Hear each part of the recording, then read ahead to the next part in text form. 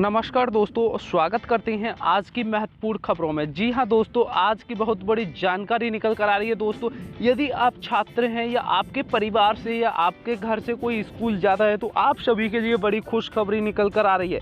जी हां, आपसे मेरा निवेदन है, वीडियो को पूरा देखते रहिएगा। सीबीएसई बोर्ड ने 10वीं और 12वीं के छात्रों के लिए बड़ी खबर। कब से परीक्षा की तारीख होगी, पूरी जानकारी हम आपको देने वाले हैं। विस्तार से जानकारी पाने के लिए वीडियो को पूरा देखते रहिएगा। इसी के लिए अगली बड़ी जानकारी निकल कर आ रही है, कोरोना की दवा के ट्रायल को मंजूरी। साथ ही साथ इसके बीच अगली बड़ी जानकारी निकल कर आ रही है। जी हाँ दोस्तों, 3 वर्ष के लिए श्रम कानून सस्पेंड। साथ ही साथ उद्योगों के लिए बड़ी राहत मिलने वाली है। लॉकडाउन में प्राइवेट कॉलेजों में छात्रों को सेमेस्टर फीस देने से छूट दिलाने से सुप्रीम कोर्ट ने इनकार किया। इसी के बीच बड़ी अगली जानकारी निकल कर आ रही है, कोरोना वायरस संकट के बीच पानी बिजली की समस्या से निपटने की चुनौती।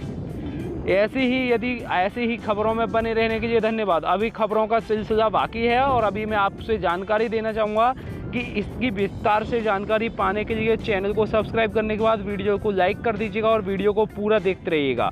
तो चलते हैं अपनी विस्तार से जानकारी पाते हैं। पहली जानकारी को ओर निकलते हैं। केंद्रीय माध्यमिक शिक्षा बोर्ड सीबीएसई की पेंडिंग परीक्षाओं को लेकर बड़ी खबर आ रही है। लंबे समय से सीबीएसई की 10वीं और 12वीं की बची हुई परीक्षाओं की तिथि का इंतजार कर रहे थे जो छात्र, आज उन परीक्षाओं की तिथि को 1 जुलाई से 15 जुलाई के बीच में निश्चित कर दी गई है। इस बारे में जानकारी देते हुए एचआरडी मिनिस्टर रमेश पोखरियाल निशंक ने ट्वीट कर कहा कि मैं इस परीक्षा में भाग लेने वाले सभी विद्यार्थियों को सबकी शुभकामनाएं देता हूं। साथ ही साथ उन्होंने कहा मेन सब्जेक्ट के लिए ही परीक्षा आयोजित करी जाएंगी। हम आपको बता दें कि जो प्रमोशंस और अंडर ग्रेजुएट कोर्सेज में एडमिशन के लिए ज़रूरी होती है, बोर्ड की परीक्षाएं सिर्फ 10वीं 12वीं क्लास के स्टूडेंट्स को ही देनी होंगी।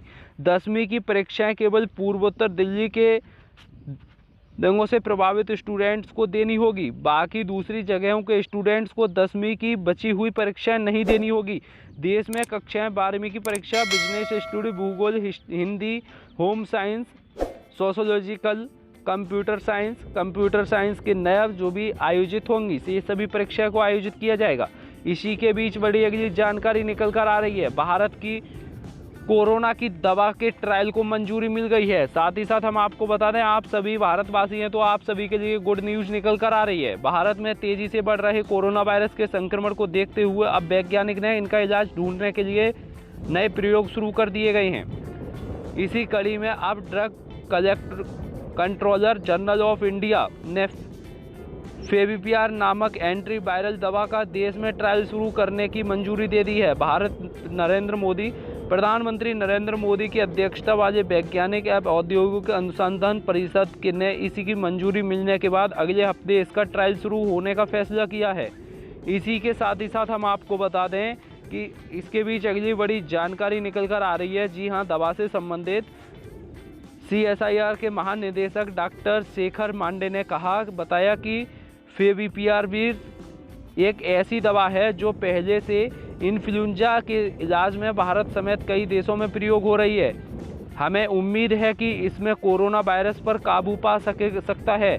इन्होंने बताया कि इस दवा के जरिए कोरोना वायरस का इलाज करने के लिए सीएसआईआर और एक अन्य कंपनी ने इजाज़त मांगी है।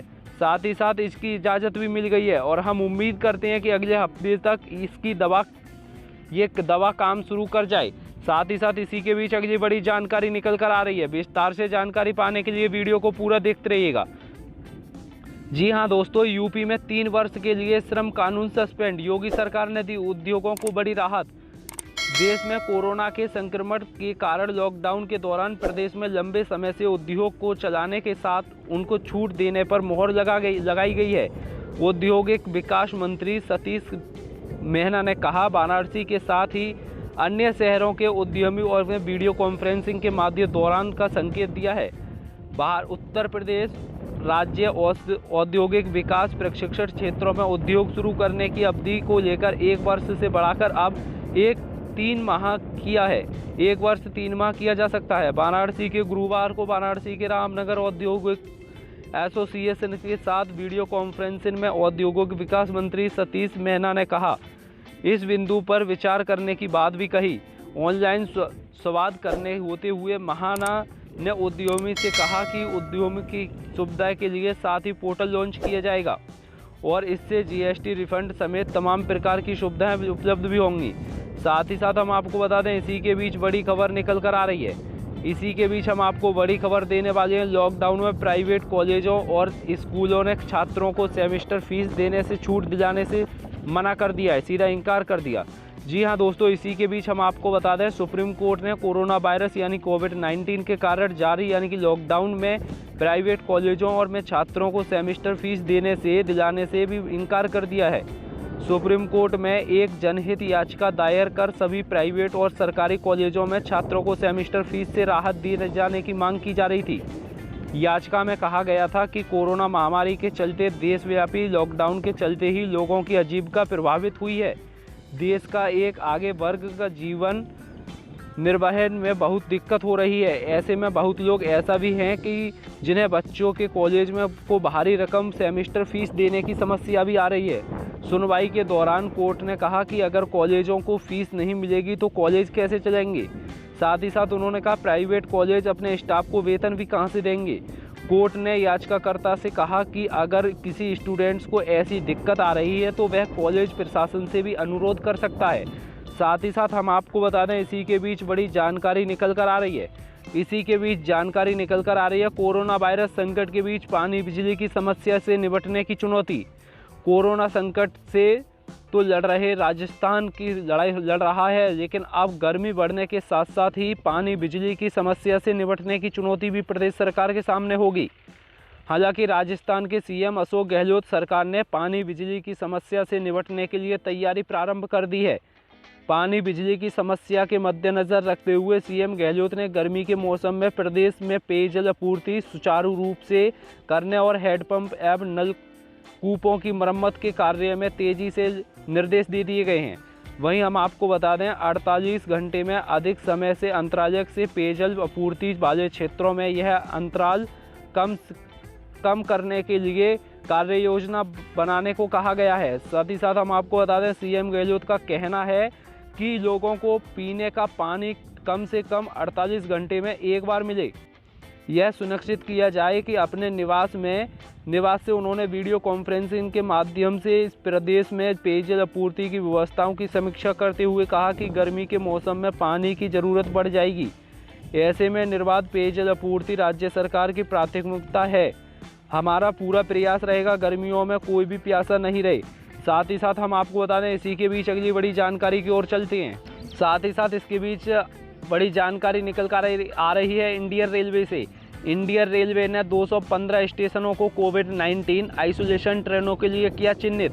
जी हां दोस्तों, कोरोना वायरस मामलों की संख्या तेजी से बढ़ रही है।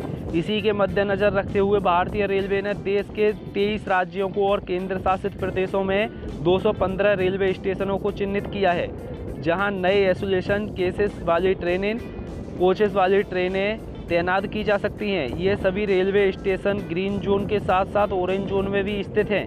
राज्य सरकारों के अनुरोध पर आइसोलेशन वार्ड ट्रेन सेवाओं को रेलवे स्टेशन पर तैनात किया जाएगा और इसे नज़दीकी कोविड-19 अस्पताल से लिंक भी किया जाएगा। साथ ही साथ हम आपको बता दें, स्वास्थ्य मंत्रालय द्वारा हाल ही में जारी किए गए दिशा निर्देश में कहा गया कि कोविड-19 मामलों की संख्या में हो रही बढ़ोतरी को देखते हुए भारतीय रेलवे के डिब्बे को कोरोना वायरस केयर सेंटर के तौर पर इस्तेमाल किया जाए। सरकारी दिशा-निर्देश के अनुसार ट्रेन के डिब्बे का उपयोग संदिग्ध मामलों या कोरोना पॉजिटिव मामलों के लिए किया जाएगा, जिसमें फिलहाल संक्रमण बहुत हल्के स्तर पर मौजूद हैं। इन्हें इसी बीच हिसाब से बांटा जाएगा। स्टॉप के अनुसार अलग अलग कोचों का इस्तेमाल संदिग्ध और कोरोना के कन्फर्म मामलों के लिए किया जाएगा। इसके साथ ही मरीजों को अलग से अलग केबिन दी जाएगी। ज़रूरत पड़ने पर केबिन 2 मरीजों की दी जा सकती है। साथ ही साथ हम आपको बता दें किस किस शहरों में किस किस स्टेशन पर मोहर लग चुकी है।